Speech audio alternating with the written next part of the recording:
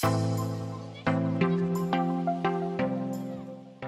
I'm Trev Neal, I work at Leicestershire Fire and Rescue Service in the driver training department. I'm a driving instructor teaching blue light driver training. We've picked up on a sort of trend from within road safety, looking at the use of virtual reality and replacing some of the methodologies that they've got. We looked at what we were currently teaching and some of the videos, and we thought it would be a good idea to sort of see if we could blend that in and start to use virtual reality as well. So on this particular version of the software, there's 52 videos, all cut into segments of up to 2-3 minutes. What the software allows us to do is to have multiple headsets running simultaneously and in sync. So it allows, from a training perspective, for us to start and stop the videos at the same time, to pause the videos, allow the trainer to communicate with the student. Martin Lemon, work for Leicestershire Fire and Rescue Service as a driving instructor teaching blue light response drives. I've been doing it for just over 12 years now.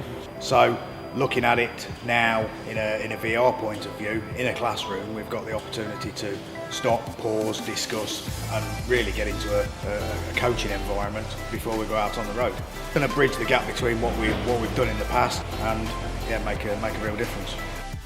The beauty of the virtual reality is we can set the cameras up, we can drive until we get those scenarios, and then we know we've got that one scenario that every trainee is getting, so it's a standardised approach, they're all getting it, and again it's in that sterile environment. The system has a control interface within the cloud, and that allows you to add more videos, so it allows you to view how many times the videos have been watched. The process now of being able to use a virtual reality is a more immersive world, so it gets them involved in being able to experience those things, but without the risk of being out on the road, but also for us to be able to closer look at where it is that they're looking.